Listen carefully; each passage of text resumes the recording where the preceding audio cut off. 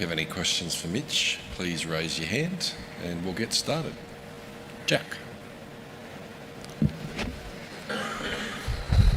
Mitch, any team news? Is Nathan Ellis available for tomorrow's clash, for example? He's available, but no team news yet. And Tim David, will we see him start the tournament, or is he someone who might be sort of eased back in to the group stage? He's not available tomorrow, but we'll certainly see him come back into contention over the next few games. What did you sort of take from the game one out here? There's lots of spin bowled between Sri Lanka and Ireland, 25 out of the 40 overs. What did you take from watching that match? Obviously no surprises. Didn't think the wicket turned a lot, but we certainly know that the conditions that we're going to be faced with, and I think most teams will have, similar ideas on how they're going to go about it. So we're prepared for that and we're ready to go. I'm guessing that the two specialist spinners is an option for the way you'll line up. It's not something Australia traditionally done throughout this cycle, but I guess in conditions here will suit that if you choose to go that way?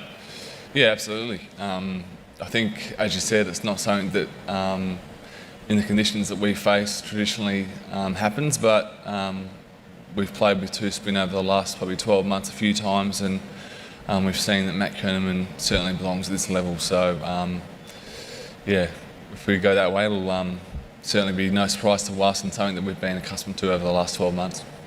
And just generally here, final one from me, but generally here in Sri Lanka, the scores are a little bit lower than what you see in India in the T20 format. How does that impact, I guess, your approach to your batting innings? We've seen the side be really aggressive since the last World Cup and look to dominate, throughout the 20 overs. Will that change given, the lower scoring here, or is it sort of similar approach, do you think? Oh, look, I think we certainly want to be positive in the way we go about things. And I think in these conditions, it's just about being really clear on how you're going to go about it and playing what's in front of you. The word adaptability has been thrown around in our team meetings so far, and just adapt to whatever situation's put in front of us and get the job done. Just a quick word on the Pacers. So pretty inexperienced pace attack. It's the first time without the big three since 2016, I think, the 2016 World Cup. So how's that on surfaces where you probably need a little bit of experience because they're not going to have too much assistance? Yeah, look, guys like Paddy haven't played a lot for us over the last few years due to his hectic schedule. And over the last 12 months, guys like Benny Dwarshus and Xavier Bartlett have played pretty much all of our games. So we've got great confidence that they've been able to do a role for us, and they've excelled in some games. So we're confident with the group that we've got here, and we've built that for the last 12 months. You guys have had quite a few injuries in the build-up over the last couple of months. It's been, I wouldn't say chaotic, but it's not been ideal preparation. Unusual for an Australia side because you generally plan quite well ahead. So how's that been, adapting to that? I'll probably go back to the last point, is that we've sort of built out a squad of maybe 18 to 20 people that have played over the last 12 months, and we've got game time into all of them. They've all faced different situations in matches, and whilst some of them haven't played a lot for Australia, they've played a lot of cricket, and we've got great confidence that they're going to be able to do the job for us. And just yourself personally, what are your targets, and how are you using your experience playing here before? My target's a World Cup trophy. That's all it is. So, Mitch, you had in the lead up to the World Cup in the past year, you had a run rate of your batting unit was scoring at a run rate of nearly 10, which was among the highest.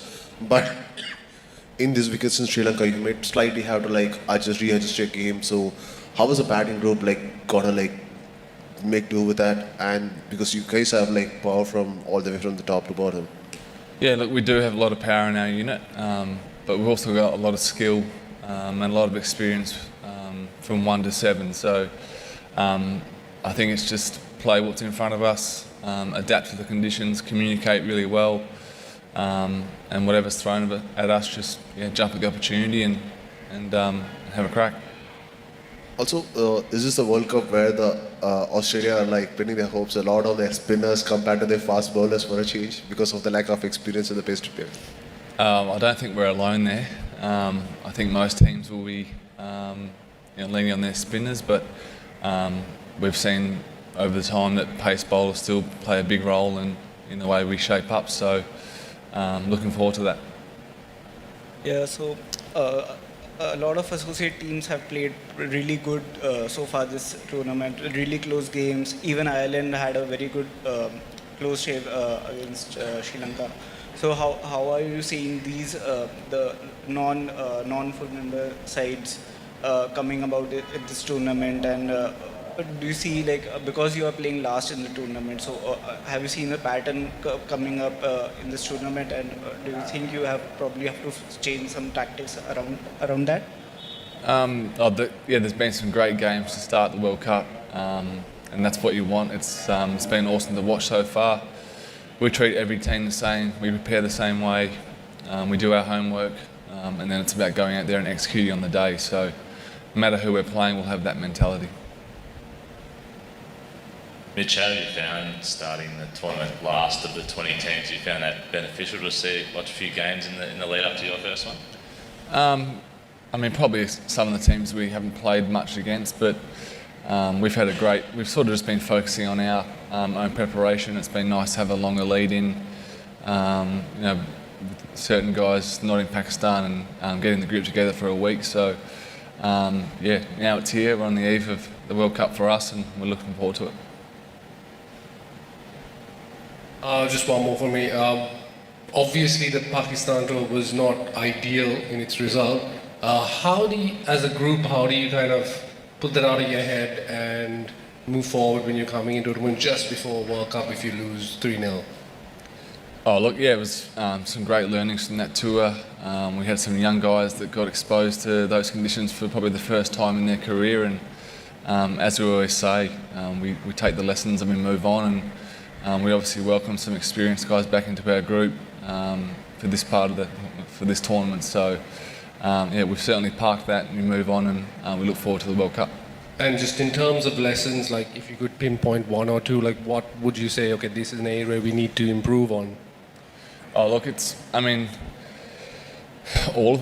We were outplayed by Pakistan, we've left it there and we're ready to move on.